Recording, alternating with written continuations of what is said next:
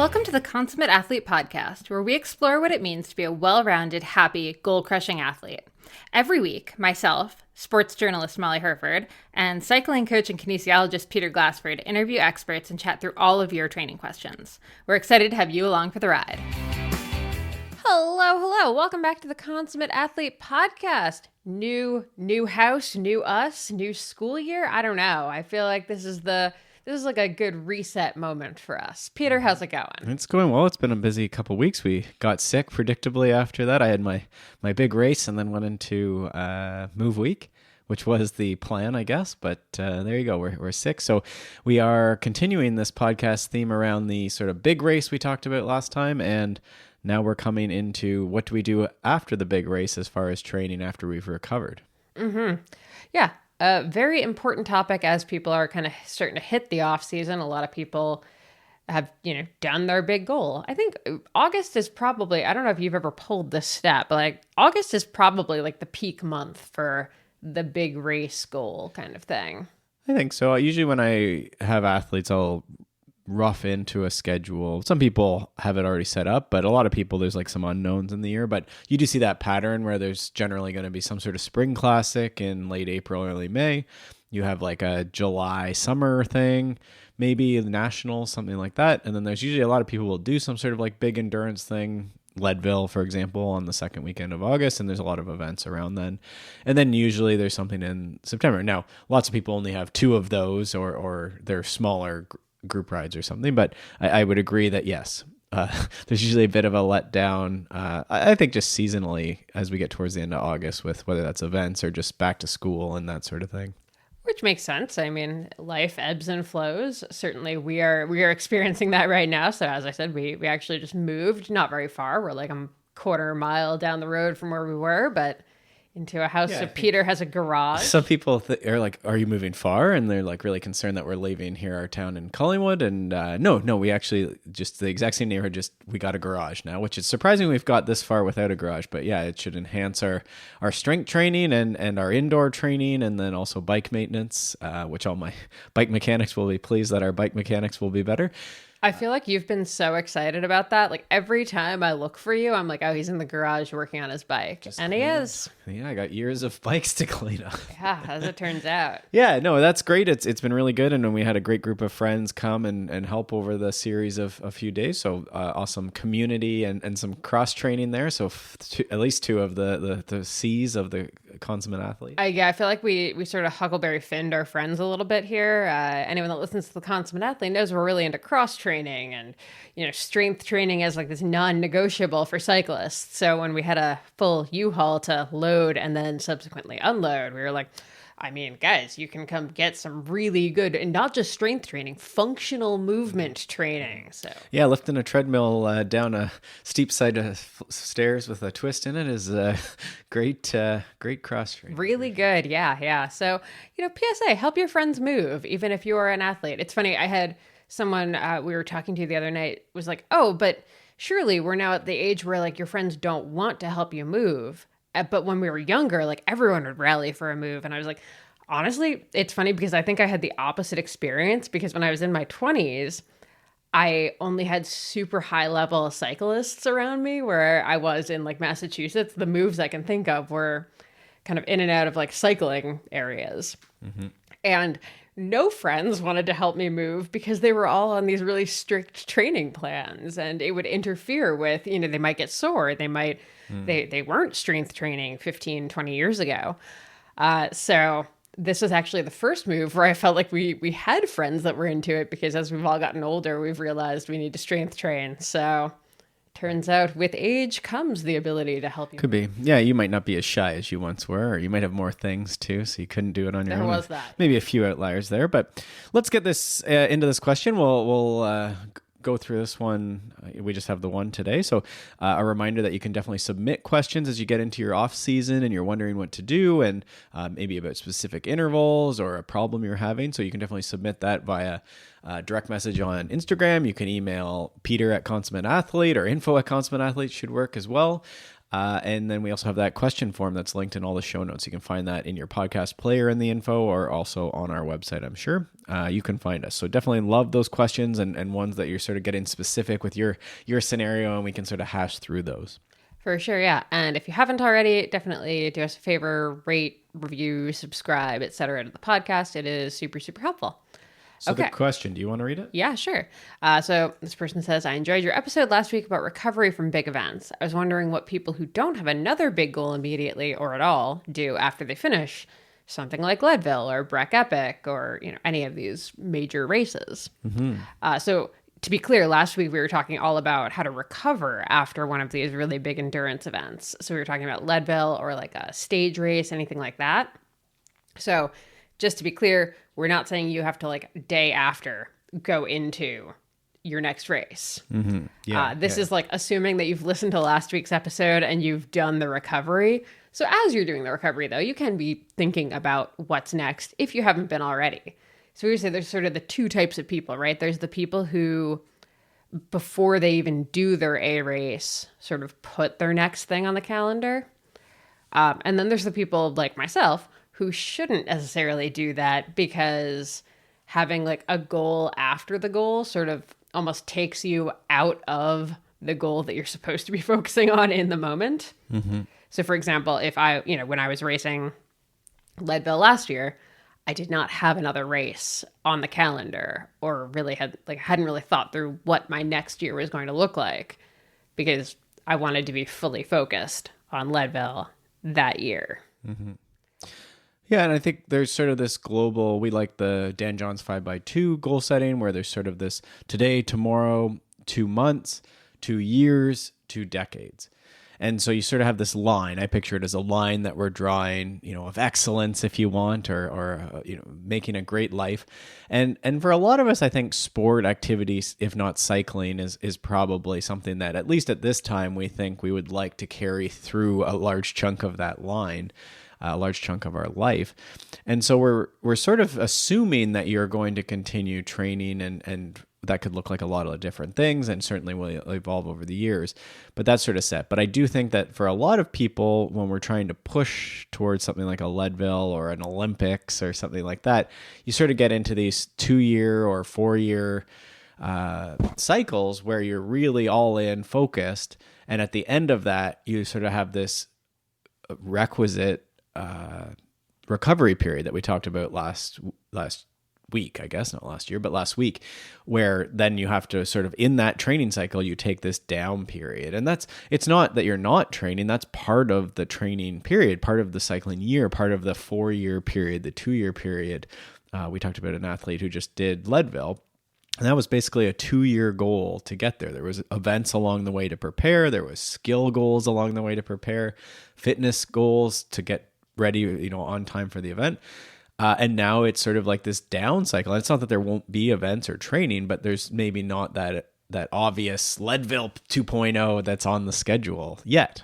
And we just leave space for that. So I think it's very normal and in fact would be more problematic in a lot of cases if it was just the endless cycle of goal, goal, goal, goal, goal. And not that you can't do every Lifetime series bucket list race, but it's sort of a different challenge, right?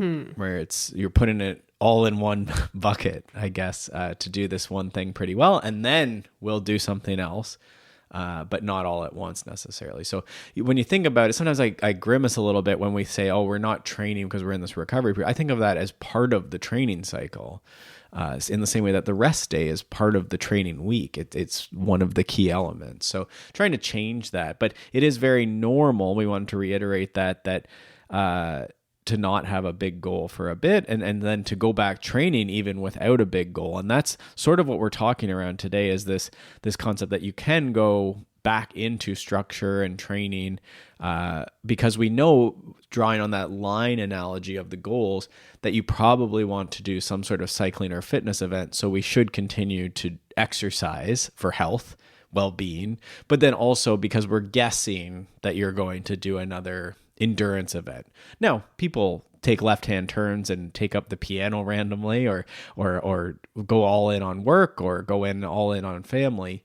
But we do assume that like some of these principles of training will stick with you throughout your life. Like if you look at the longevity, the Peter Attia, the whatever, it's all the same. It's a couple of high intensities, some zone 2. Yes, you should strength train, walk every day. Like humans should generally get outside. There's these big rocks, and that's true. You might not need to go for a 3-hour ride or do 4x10. Now you can do HIIT training that's a shorter session, but these concepts still like persevere through. So all the learning, all the preparation you're doing is not wasted after your event. It's not like you accumulated this experience and fitness and then it's all gone after you do Leadville. Right. And I think this is super important too, especially as we get older. I don't know about you, but I'd say even in my upper 30s, like I notice if I'm not trying to stay at a certain level of like relative fitness, it drops off pretty fast, right? Like we are now at an age where muscle loss is a concern and all that kind of stuff. You just can't, like when we were younger, when I was, 25, whatever, you could take a long off season where maybe your weight or your fitness or both fluctuated significantly, right? It used to be that the Pro Tour guys would take 3 months off in the winter. They'd, gain quite a few pounds. Now everyone is pretty much staying at this like relative baseline. So we still have like the peaks for races and we still have valleys after where we kind of drop down a little. But I think the older we get, the tinier those undulations are going to go. Could be. Yeah. I guess you would see that. Sometimes I talk about a mountain. When we look at the training load across the year, you sort of see you used to see it go almost down like barely any training and then building up to a peak and then barely any training. And I would agree with that a lot of masters, it's less pronounced mountains. They don't get to the same peak because they don't have the time to build up the training load. And then they sort of keep going a little bit more. You don't want to necessarily flatten it right out where it's the same 8 hours. To be clear, There is still an undulation happening. I think it's just getting tighter and tighter as we get older. Could be. Yeah. I think that makes sense. And fewer races. So you do sort of have that, your 2 HIIT high intensity training and your 2 zone 2s and your 2 strength training. And that's a great week. Maybe go for a long walk on the weekend. And maybe you just keep that grind going, probably as a great health routine, right? A little bit of mixing it up for the seasons. We really like, this is the seasonality of training where things should evolve with the seasons rather than trying to fight them. Go cross country skiing or go and just do more strength training in a certain part of the season as the weather changes and the events get further away, whether it's because of the weather or because of the timing to your event. Remembering that we want to be specific when we get close to an event. And then you probably aren't doing whatever the intervals are for your event. If it was Leadville, you don't need to go out and do 2 hours of tempo or something like this. You could probably go back and do something different for a bunch of the months when you're further away from the event. I do think this is also the good time of year to remember that, especially if you live in these northern climates like we do, there's only so much more time where the weather is really good and warm and you can do all of the things like the paddleboarding and the long walks and the, leisurely bike rides without wearing 18 layers. So I think that's another reason to not necessarily drop off of training. Now is actually the time to get in some of those like adventures that you couldn't do while you were in the kind of race build. Sure. So why don't we sort of transition towards that a bit more, like what that might look like. So you've taken 3 to 6 weeks. We talked about this in our last episode, where generally after the big bucket list, nationals, provincials, state championships, Leadville, these types of things, partially just to get back set up in your life, partially to repay. We talked about all the L's and then I forgot like marital, spousal, relationshipal. What's relationshipal? There's a better word than that. Interrelation? I don't know. Yeah, I guess. I don't know. We're social? There, it's probably social. But I feel like social is more like friend-oriented. Sometimes you'll end up with a bit of debt just because you've been away or you've been really driving your training hard, right? So I think we forgot about that, so I wanted to mention that. But you take sort of a week or two where everything's recovering. If you got injured or ill, that's a little longer potentially. And then we get back to just going through the motions, you can call it. You could call it an aerobic, a rebuild, where the first 2 weeks of that block probably aren't too bad, and then you're sort of back up to what seems like close to normal training. But we talked about how much variation there is. You sometimes will see 3, you'll sometimes see 6 weeks until you're feeling honestly well. Like everything's just normalized to that baseline, and that could be baseline of HRV and resting heart rate. That could be motivation, that like just to get out the door. If you're dragging, I find that with me where it's just like, especially we have this house thing going on right now, so there's like lots of things to do. But it's not as, usually I'm 9, 10 a.m., whatever the time is I was supposed to leave, I leave. Whereas it's easy, it's 11 and I didn't get out the door. So for me, that's a good indicator. And then just the motivation to stay out and it just sort of lags. So you don't fight that a lot, but you still go out. You still do the hour or whatever, right? And then that way you're closer to the thing you have to get back to when you have to get back to it. And so as we get back to training, that's what we're talking about here. If we don't have a big goal, that was really the central question here is, we did the thing, we recovered from the thing, and now we're here. It's almost September. I don't know what my next event is. Like, honestly, for me, what is it? I don't have to do anything. So I could just sit in the house and hang pictures and not do any exercise.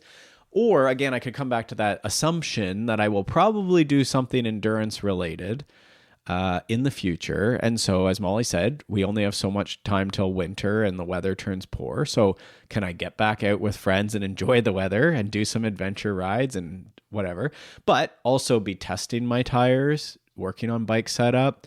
What is the tire pressure?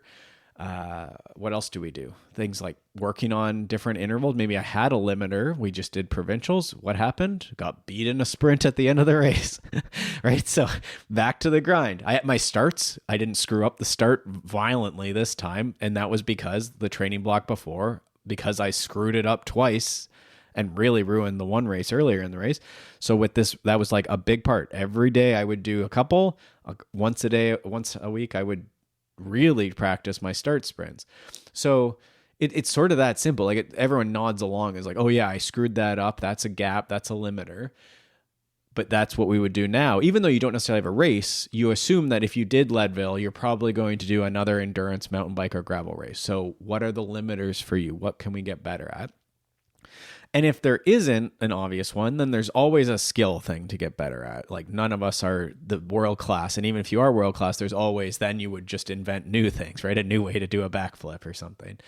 So there's always variations and iterations in play that we can do with skills. That could be trying something like cyclocross. That's a very common fall sort of thing, is just even go to cyclocross practice. Even if you don't race, we always love that one.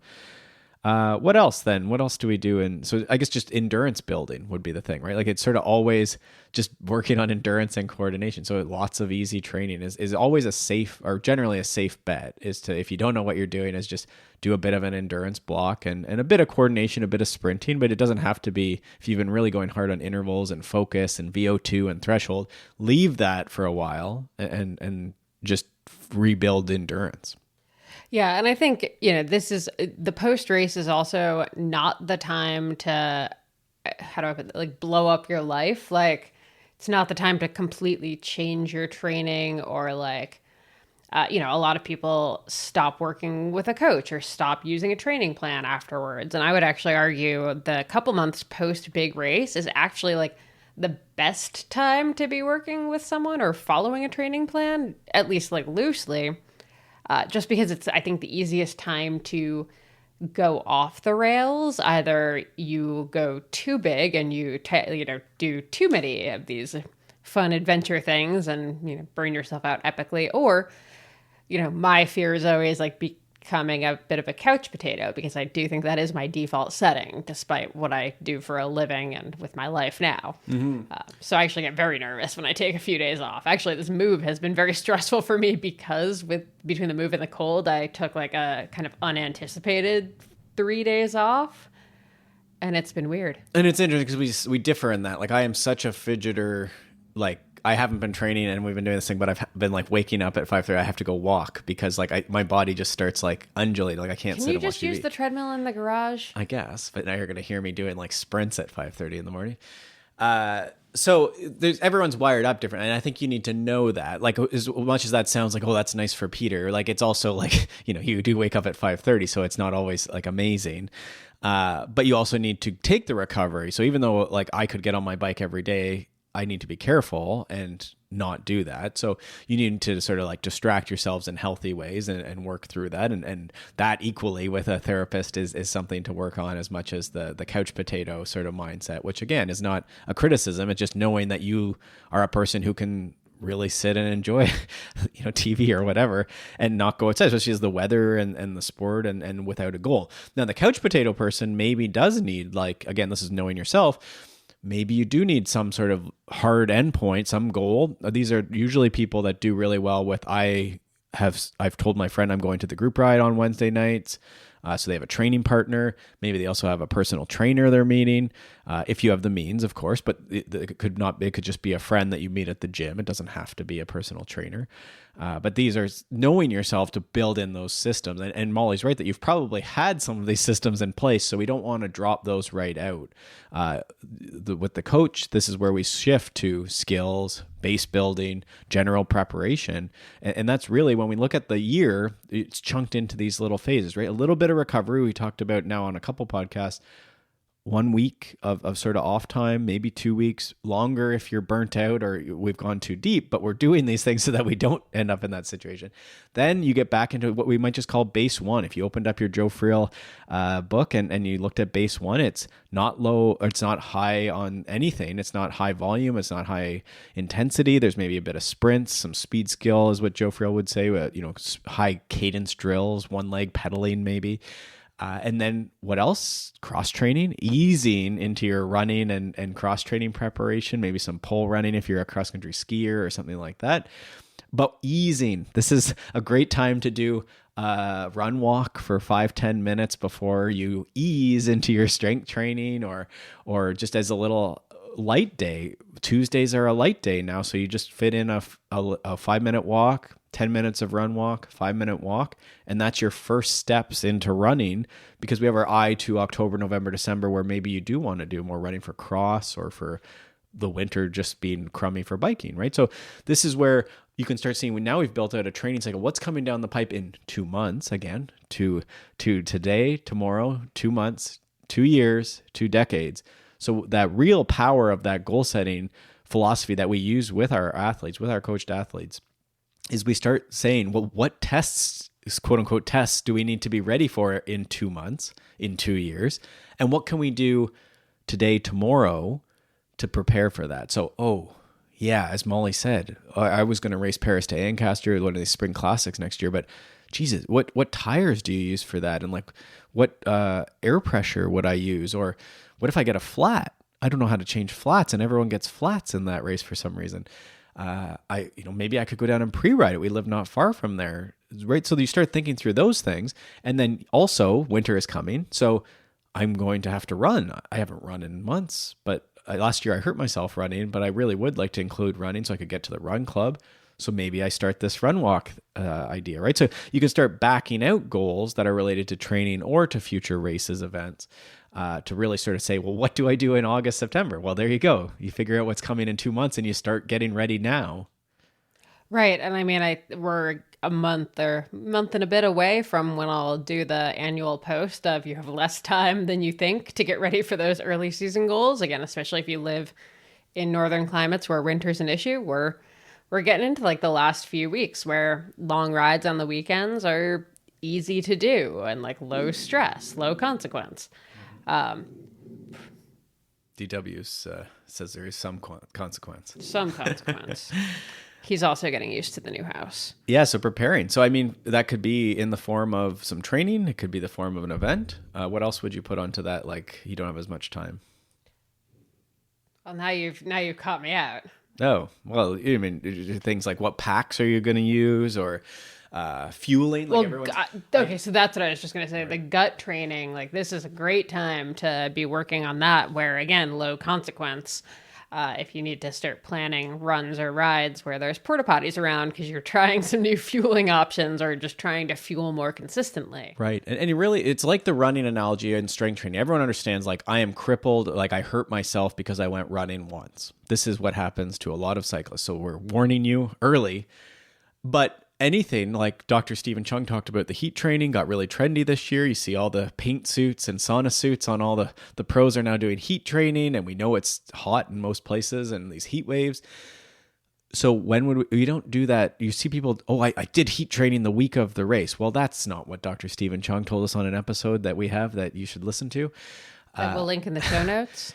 You just try it. Like, figure out at your home, are you going to do Peter's weird like tub methodology? Are you going to, do you have a sauna? Do you need to purchase a sauna? We're not suggesting, but could you access your neighbor's hot tub or something like that? With their permission.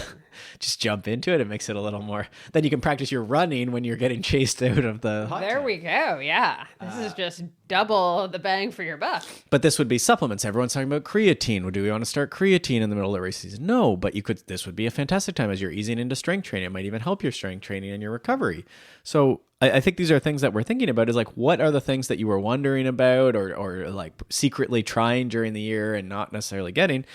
And then all of those things, that's a great thing to consult about or talk to your coach about or get a training plan built about. Like, we make training plans. There's a couple we have about strength training, easing into strength training, and some are sort of a 2 months off of biking. What do you do? Well, we're sprinkling in running, strength training, and a bit of rucking. This is weighted pack carry that a lot of people are really into these days. I say we were doing it before it was cool. I wasn't aware it was such a like really cool thing. Like, I knew I knew people do it. I knew it had gotten more popular from, say, 10 years ago, but it seems like it just this past week hit me that there's like an Instagram. It's hinting around the menopause community, and it just seems like there's a lot of talk about weighted vests all of a sudden. No, and I'm actually going to shout out Liz Plosser, the former editor-in-chief of Women's Health. Since she left them, I think she's now the creative director of Go Ruck. And she was talking about it long before she became the creative director, but I think she's actually done a huge amount in really kind of blowing it up and popularizing it with especially like the women's community for sure. Because all the bros were already talking about it. I would say if you were into Stoic philosophy, you were into rucking. Probably. I mean, there was a whole range of people, and I knew that had increased. You see more people with them, but I didn't realize it had gotten to this like meme level on Instagram. It seems like it hit a boiling point. Yeah. So rucking, you can just put a bit of weight in, like your hydration pack, like start very light, again, like everything. But we have a sort of waterproof sack. It's not a rucksack. It's not anything special.